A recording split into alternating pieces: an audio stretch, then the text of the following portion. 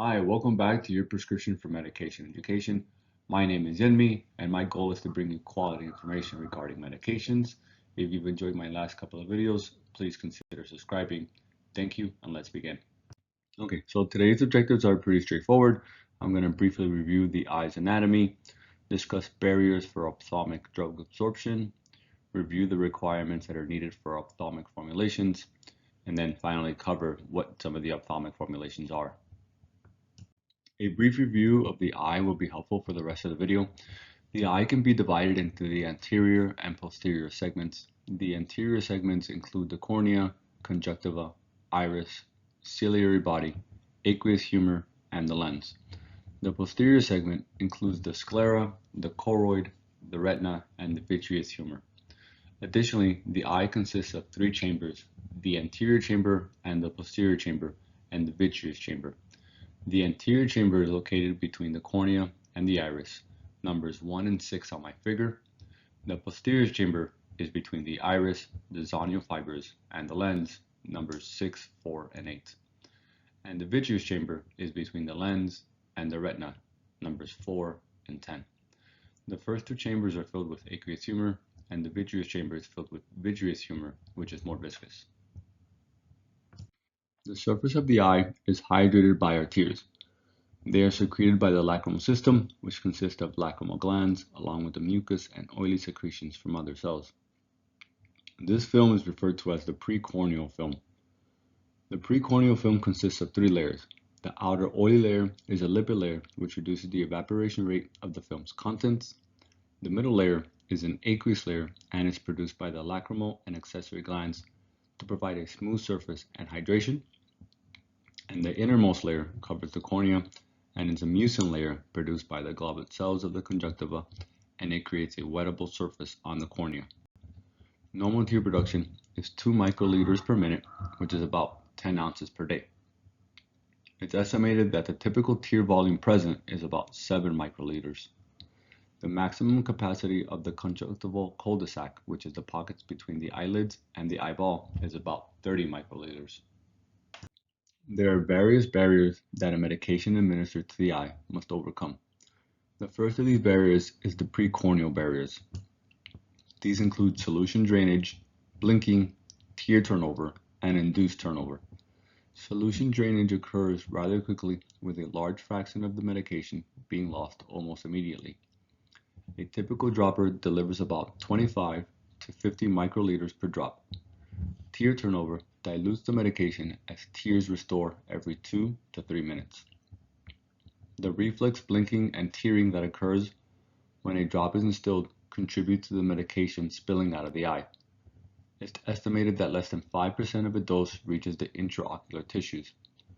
The cornea limits entry into the eye and can be divided into 3 layers: the epithelium, which is lipoidal in nature and limits permeability of hydrophilic drugs; the stroma, which limits permeability of lipophilic drugs due to its hydrophilic environment; and the endothelium, which has leaky junctions and facilitates the passage of macromolecules, making this layer less of a barrier than the epithelium and the stroma. For these reasons, medications should be amphipathic to permeate through the cornea. Ophthalmic preparations must be sterile for safe use. Manufacturers can do this by filtration or heating methods, and in order to maintain sterility, preservatives are added to formulations.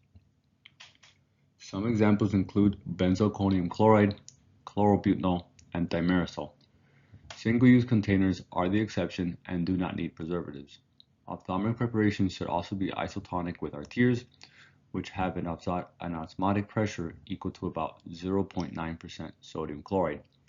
This is considered the isotonic reference point for ophthalmic medications, and medications should have an isotonic limit range from 0.6% to 2% of sodium chloride or equivalent. Tonicity ranges outside of this range will cause discomfort, swelling, tearing, and dehydration. Of course, there are exceptions for when the use of an ophthalmic preparation is intentionally formulated outside of this range, such as the use of sodium chloride 5% ophthalmic solution in the treatment of corneal edema. Ophthalmic dosage forms need to have a balanced pH resembling that of our tears, which is about 7.4. Medications with a pH near 7.4 are less irritating, which limits tearing and the loss of medication through the tears. Our tears have a limited buffering capacity, and so eye drops often contain buffering agents because most drugs are unstable at a 7.4 pH. Examples include citrate buffer, phosphate buffer, tris hydrochloric acid buffer, and borate buffer. Chemical eye injury can occur when it's exposed to substances with a pH of less than 4 or greater than 10. The medication's viscosity should range from 15 to 25 centipoise. Water is used as a standard with a value of 1 centipoise. This range allows the drug to remain in the cul-de-sac longer, enhancing absorption. As a reference, our tears have a viscosity of 1.05 to 5.97 centipoise, and olive oil has a viscosity of 100 centipoise. Ophthalmic dosage forms are typically packaged in soft plastic containers with a built-in dropper or are placed inside of a collapsible tin tube for semi-solid formulations. Solutions are mostly used for cleansing and rinsing of the eye. Suspensions are better suited for drug application because they can increase corneal contact time and stay in the conjunctival sac for a longer period of time. For suspensions, the insoluble drug must be micronized to prevent irritation to the cornea and are designed to be less than 10 micrometers in diameter. Ophthalmic emulsions are made by dispersing the active ingredient in the oil phase to create an oil and water emulsion, and this formulation is typically chosen when the drug has limited aqueous solubility. Ophthalmic ointment bases must be non-irritating to the eye and are designed to melt at body temperature. A downside to the use of ointments is that they blur the user's vision, which is why most of them are typically used at bedtime. In situ gels are viscous liquids composed of polymers that form a gel upon contact with our eyes. This slows drug drainage from the eye surface and increases bioavailability. Examples of polymers include gel and gum and polaxamer. Ophthalmic inserts are solid or semi-solid dosage forms that are placed in the conjunctival sac or on the cornea.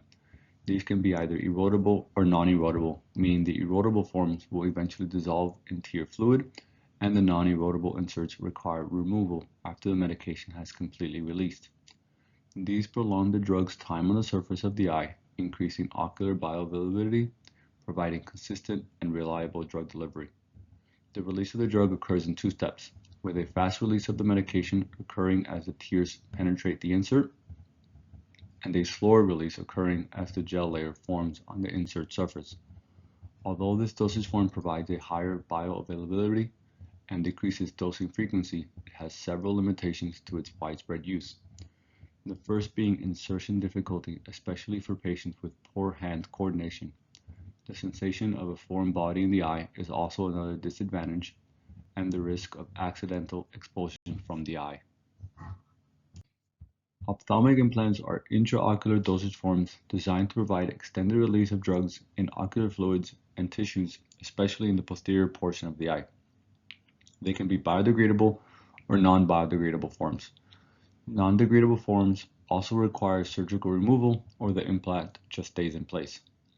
Obviously, biodegradable forms are preferred for this reason, but the polymers used can cause inflammatory responses on degradation. These devices can release medications over several months and are available in a wide variety of shapes, such as rods, pellets, discs, and sheets. Implantation allows the targeting of tissues to achieve a higher concentration. Implants can be surgically placed in the anterior chamber or the vitreous cavity. There are risks such as retinal detachment, endophthalmitis, or cataracts development. That was your dose for medication education. Please consider subscribing if you enjoyed my video and share my channel if you like it. Anyways, thank you and have a great day.